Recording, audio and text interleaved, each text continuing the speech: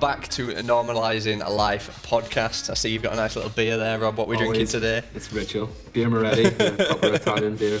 The best. Nice Sunday night ritual. I've got some whiskey here. Fucking calm down, big son. Jesus. Sunday night ritual. Go work tomorrow. Yeah, so we've been up to much this week. What has been going on in the life of Rob?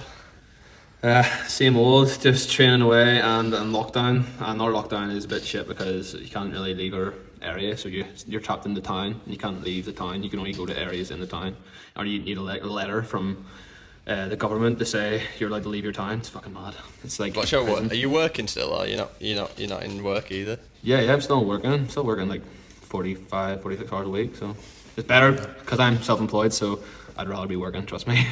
Yeah. Well, I was the same. I'm lucky enough that being a physio, I'm working in gym, so it's like I'm actually getting to train a little bit. Yeah, that's lucky. But yeah, let's get into the podcast. We've had a little bit of a discussion, and obviously we loved and appreciated the support on the first episode. It was absolutely stick to your guys' feedback, and just seeing that you guys actually enjoyed some of the stories that we come up with and whatnot. But obviously we've got a decent podcast in plans today. We've got a few stories we're going to talk about. Obviously there's a lot that's going on in the world at the minute, so there's some news stuff that we want to touch on, and then obviously some nice stories for you all in there related to everything as well. So, nice is probably not the best way to describe it. So yeah, let's kind of get straight into it, mate. Take the first section away. So the first section is going to be in the news. So what's the news? And obviously top of the list is going to be coronavirus. It's just everyone's talking about at the minute. It's the whole vaccine thing, how it's came out all of a sudden, shebang, fucking. We can now get it fixed. As they're saying by next winter, it'll all be Bobby Dazzling again.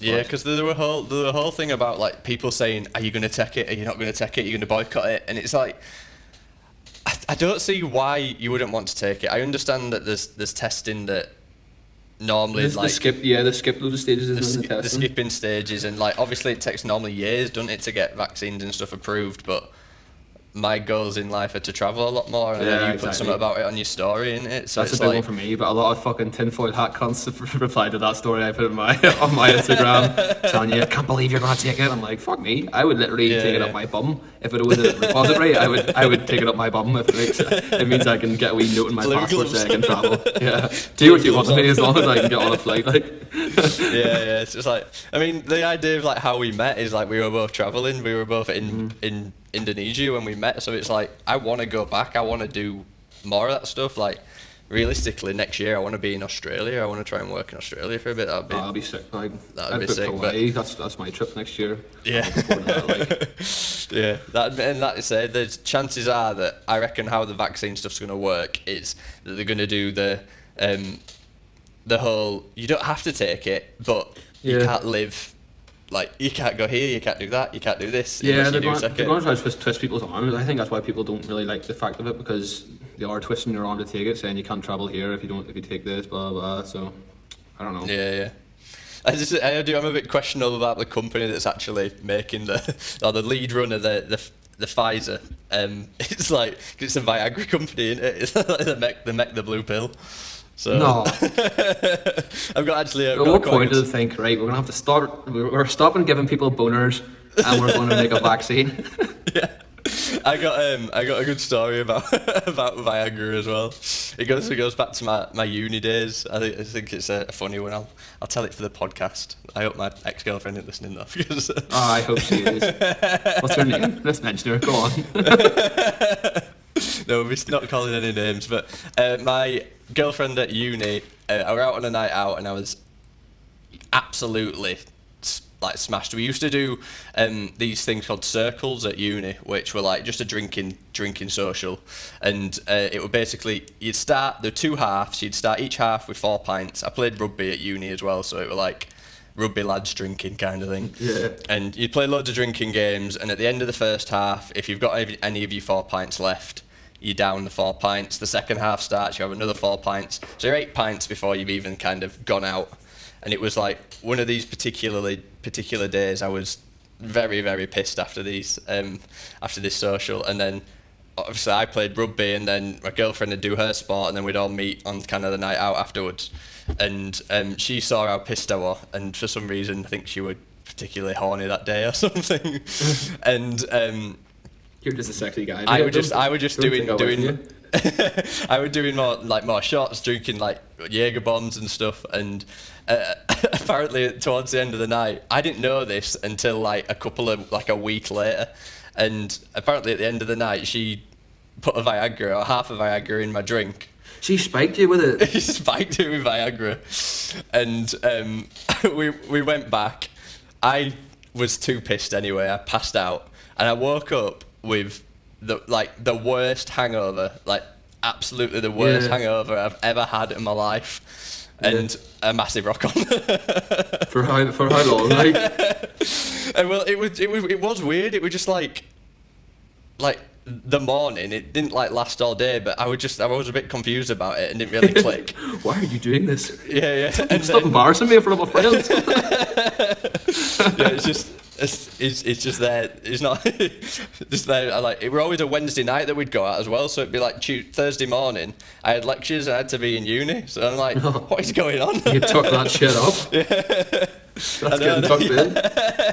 Gotta love the old tuck up trick, hadn't you? But it's like it's like.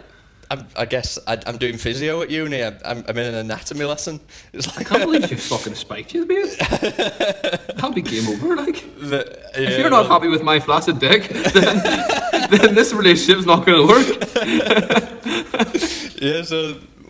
Well, yeah, there's a reason why she's an ex-girlfriend. But yeah, that was just a baffling story about... the only time I've ever taken Viagra, and I just associate it now with the throbbing headache that I had. That's just... Yeah, I heard it gives you really bad headaches in the next day or hangovers. I know loads of people that even rely on them. Like, it's bad. Yeah, I mean, I've definitely thought about it before, but I've just not. Apart from that, that's the only time I've ever taken it. And I don't know if you have sex after taking it, is it that bad? Do you get the release of whatever it's done? I don't know. Or do you just get the headache? Honestly, you're asking the wrong person. I'm pretty good at getting hard, Yeah, on to the next subject. Well, yeah. Let's not talk about boners. Starting with coronavirus, ending with that. That's a good transition. Yeah. Well, that's pretty much the only thing that's on the news at the minute. It's pretty much just there's that and the election stuff in there, but I can't be asked getting into politics crap. It's just this isn't a politics podcast. It's too much people talking about that. Yeah, I do think that people care more about the American politics than they do their own politics, to be fair. Yeah, no, yeah. Trump's a twat. We can move on with the rest of his time, yeah. They're both idiots, to be fair. Yeah, yeah. But, yeah. So, I was thinking the next part of the podcast would do a different sort of spiel on...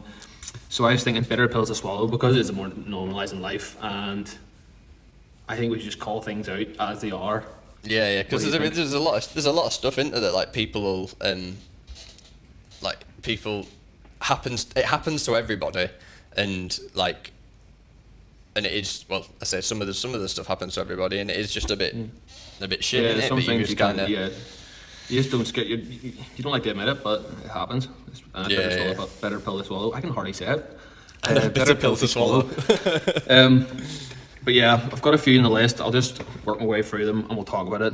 The first one, this actually grind my gears. I see it this week. I see it every week from mostly women on Instagram posting really shit memes about star signs, right? And my bitter pill to swallow is stop using star signs as an excuse to be a cunt. Because it happens way too often. People say something about someone and then say, "Oh, sorry, it's because I'm a Libra." Nah, you're just a fucking cunt. I love I love the memes and the GIF. It's the GIFs about I think there's one about a guy talking to a girl at a party, and she goes "Oh, what's your star sign?" And what they say "Oh, I'm a mermaid." It's that star sign doesn't exist, and then he goes, "Oh, no, neither does any of them." Yeah, you're absolute bullshit. People who believe in that is just. It's just bullshit, Yeah, it's a bit crap, isn't it?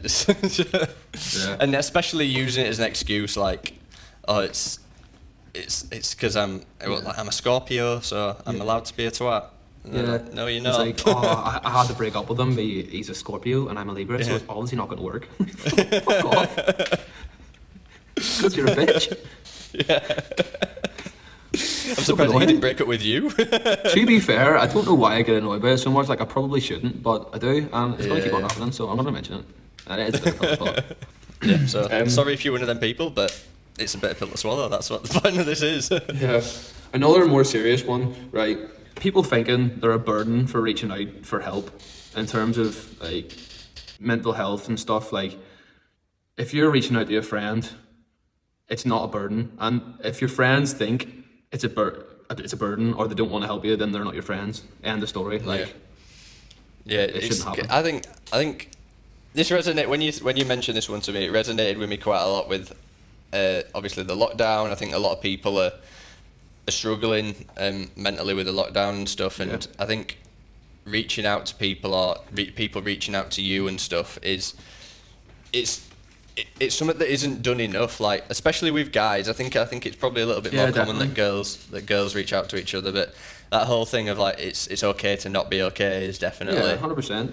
And I think it's one of the main reasons of why people are scared to reach out, because they think that they're a burden for mentioning this to their friends. But I come from a good group of friends. Like, my friends are really tight, and I know for a fact they'd do anything for me. And that's another way I judge my friends. So I learned this from a guy I used to know, actually work with back out in Saudi, and he told me one day how to judge your friend is, say, right, you live in where do you live again? You're in Leeds, Yorkshire. Leeds. So say you're coming up from London, you got a flight in, you drove to London, and you have to ride back up, and you get stuck in traffic just outside London, pouring rain, 3 o'clock in the morning.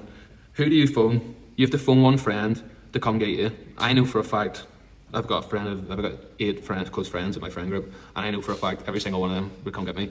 But you know, find rightly in your head the people who would come and who wouldn't come, and that's how I judge my friends. Like, I think it's definitely hard. Like, it's hard because one thing that is tough is having a friend that then you grow apart from, but you don't want to like lose or like, so you don't want to cut out, but you go in your own separate directions. And there's definitely, I've had that with like so many people. Like, I have a best friend here, best friend there, and it's like it's still nice to catch up with them every so often, but I think knowing when to let go is such a hard thing. And I'm not saying I'm good at this. I'm not saying letting go is like a massive part. If someone's not giving my life any sort of good or not contributing to my life, I'm pretty good at just dropping them completely from my life. Like, I'm savage that way, but I think that's the reason why I've done better than a lot of other people. Like, to be able to drop people who are poisonous or don't give you any satisfaction in life.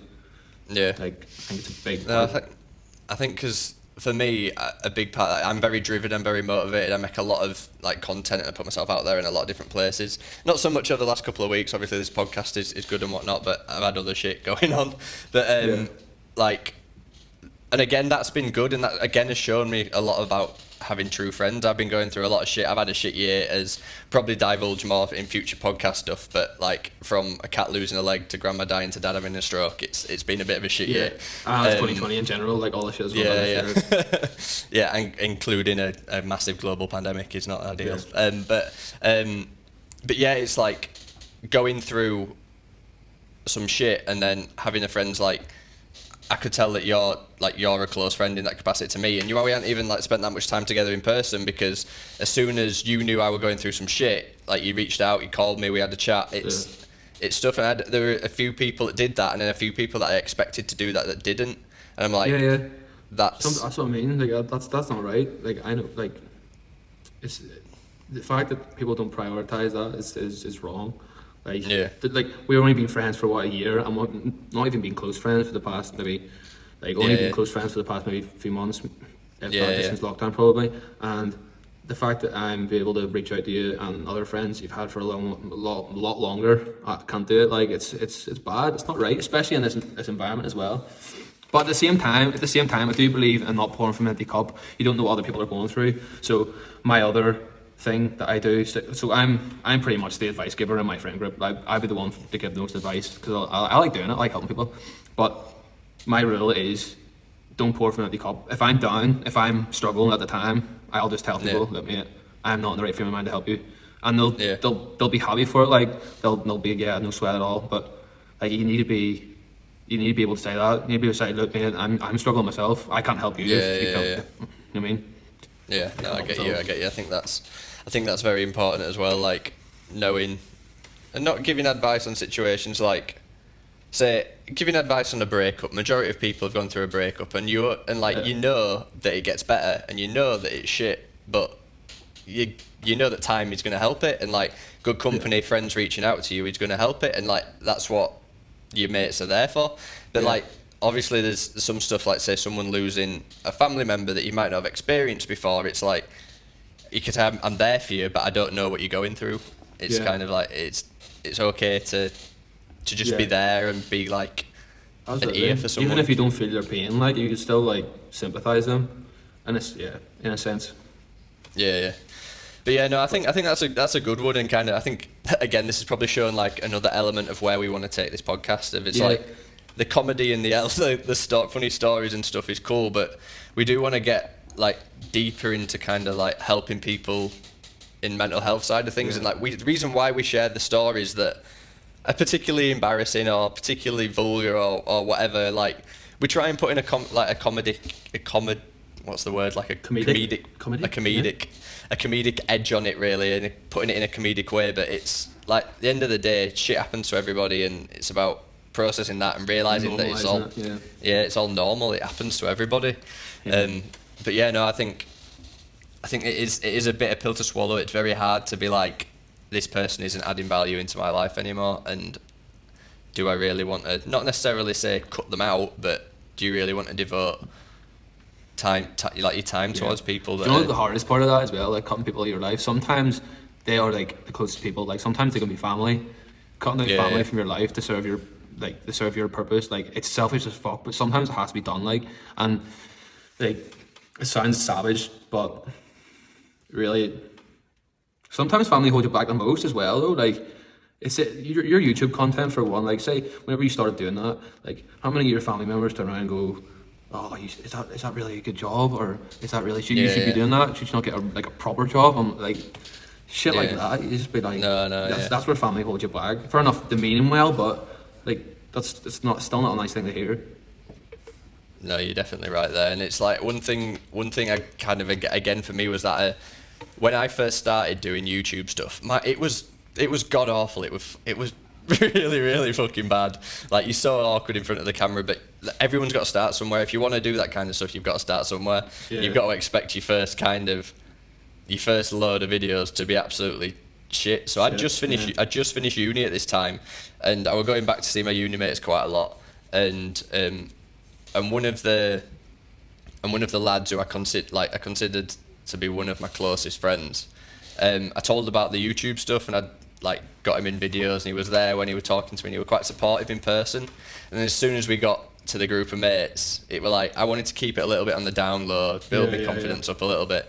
First thing he did was tell everybody, and I felt shit, and like it put me off. Like I didn't do it for a bit, and it was like I get that as well. Like and then when I went back then to uni a couple of years later, after getting a bit of success from it and being more confident with it and getting a reasonable following from it, everyone was like, it's fucking awesome what you're doing, it's sick, everything looks like good all the time. It's like how the tables turn from starting something new to actually having a bit of success at starting something. It's like people just, again, it's that bitter pill to swallow if you don't want someone that's going to support you. When someone tells me or they say to me that they don't think I'll do it, or they don't think I'll make it, like, oh mate, that actually makes me hard. Like I fucking love that, because it just makes me so fucking excited to prove them wrong. Like I think that's probably one of my best traits. Definitely being able to use doubt as a motivation, because there's so many people that doubt you. Like so many.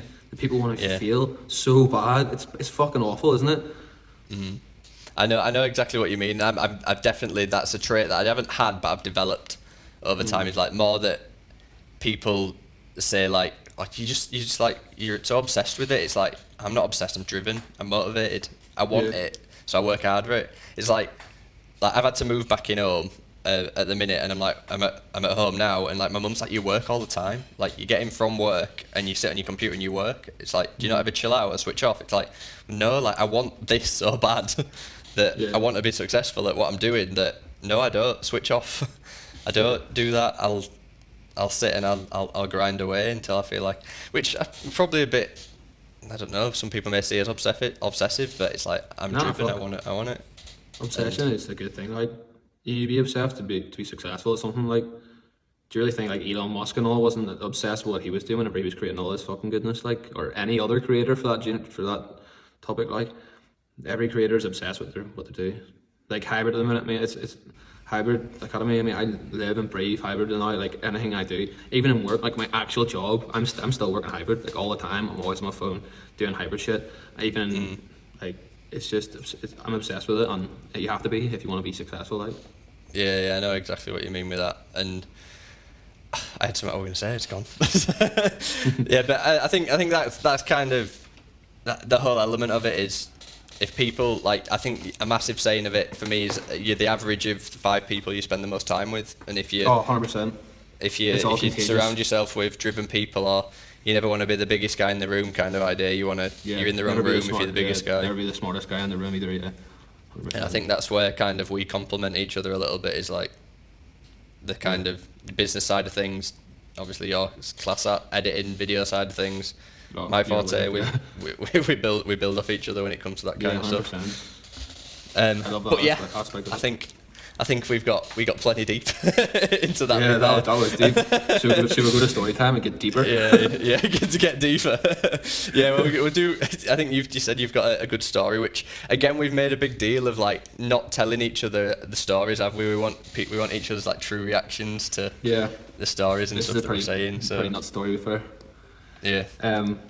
So basically, a guy I used to work with, I've met so many strange characters on the circuit I'm on. Like, as a contractor, an aircraft contractor, you meet so many weird characters. Like, I could probably go all day telling you stories about people. But this one, actually, I was talking to my girlfriend today about this one, and I thought it'd be a good one to talk about on the podcast because it is mad. So anyway, we were out drinking one day after work, and this guy, sound as fuck guy, a really nice guy, and was talking away to him, and the more drink he got, the more he started telling about himself and telling stories about his childhood and shit.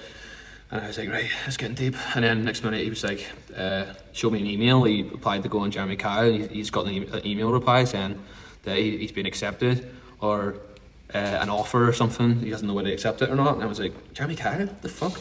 As soon as I think of that, I just think of bad teeth and fucking just absolute idiots. So I was like, what the fuck are you getting on that for? And he was like, so his daughter has a really bad illness. They don't know what it is. So it's like, it's genetic illness that he needs to know where it comes from, or what it's doing to his daughter, or she will die. And he wants to go on Jeremy Kyle so he can put out a word to his father, to find his father, to see what this illness is, so he can treat his daughter and save her life. I was like, fuck, right, okay, that's deep. And I was like, well, why don't you do it? And he was like, right, well, this is why. So his dad he would never call him a dad because he raped his mother, so he was actually a rape baby. Bloody hell. Not even that. So his mother was raped by this man, so she then became pregnant. And I don't know about the abortion laws back then, but you couldn't get abortions pretty easily. I can't remember. But she ended up having the kid/kids, so it was twins. Kids. Whoa, wow. Twins. So he's a rape twin, right? A rape twin, and then he had him and his sister, twins. And when they grew up, whenever his sister found out when she was 12 years old that she was a rape baby, she killed herself. So now he's a single sibling, rape baby, twin, everything. Like, and he was telling me this, and I was just like, what the fuck? You cannot tell the nation this. They'll just all cry.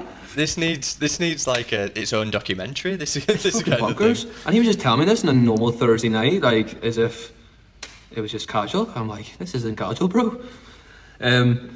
So that's his whole fucking predicament, whether to go on Jeremy Kyle so he can find his father, his rapey father, to find out what illness his genetics has that he can treat his daughter with so he saves her life. My God. Mad. And I left shortly after that, so I don't actually know the outcome of the story, but I can imagine it being pretty dark. Yeah, I can imagine what you've just done there is like what people do on TikTok when it's like, like and follow for part 2. Yeah, like and follow for part 2. I'll cut that bit out before where you say like I don't know the next part. Just make up the ending. Yeah. No, I'll just piss people off like. Yeah. Well, that is absolutely crazy. That is like. Mental. I mean, that in itself, like a rape baby, obviously wouldn't be a common thing, would it? Like, someone it's the first one I've met. Like, it's the first one I've heard about. Like, yeah. I feel like that if that had happened to a girl, I think they're completely within their right to have an abortion with that, and it might trigger people on like human rights. I think his mum like might have been a Christian or something like that. Maybe that's why she kept it, but I don't know. Yeah, it's like when is a baby a human? When does it? It's like that's a massive debate, isn't it? But it's that is crazy. That is, my God, I can only imagine like what his twin sister to be was fair, going like through. he's a really successful man now. Like he has I think 10 houses, all over 300k. He was his old job, he was in the military, but his old job was like the reconnaissance, so like scoping out like bad areas. He done really well in the military anyway, and then became very good engineer, and then built like loads of houses, and very wealthy, and now he just does what he wants. Like he used that to fuel himself in a way, but at the same time it's also cursed him because of his daughter. But it's pretty mad. Yeah, that is absolutely crazy. That, but hopefully, I don't know if that guy would ever hear this podcast, but I don't think so. I hope not, because I haven't even asked him if I can use the story. But I haven't mentioned his name. I wonder if he's listening. He's listening, thinking, "Here, I didn't know there was 2 of us. There's another guy. He's actually a rape twin. His sister killed herself." Oh my God, that's so deep. It's like we haven't even really talked about where the line is for these podcasts, but I think that's pretty close. That is, yeah. I don't really know where we go from that. I think we're about right. I think we've had a good chat about everything there. We can wrap everything up there. Again, we'll go with the sponsor of today's podcast is the Hybrid Academy. Actually, we're shooting today our new shorts. Just plugging them in. We're shooting our new shorts today. They'll be available in 2 weeks' time. Also, plug in there as well. Can confirm that our hybrids will get sorted out next month, December. The leggings, shorts, and sports bras are getting released, and they are absolutely fire. Yeah, well, I say I can't wait. Nah, they won't fit you. Like. You sure? Yeah. We're not falling maybe last year's Adam when he's a bit bigger, but now you've got a vegan diet going on. Like. Oh man, tell me, it's not the vegan, it's the lockdown life that's killed me this year. Yeah.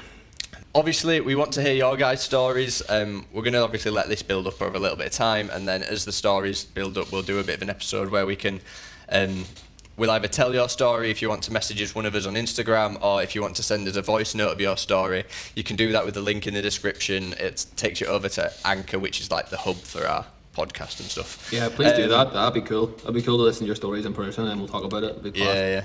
Because, like I say, me and Rob, like, we give it like a title to each other about our stories, and then we tell them ourselves. So we want like natural reactions, and getting your guys' stories that we've obviously heard nothing about is going to be absolutely awesome to hear and to react to and stuff. And hopefully some of them are funny and stuff as well, and got some good bits in there that we can chat about. One rape story is enough. No more rapey stories. Yeah, so I'm still not sure where that line is. I think we might be close to it though. Yeah.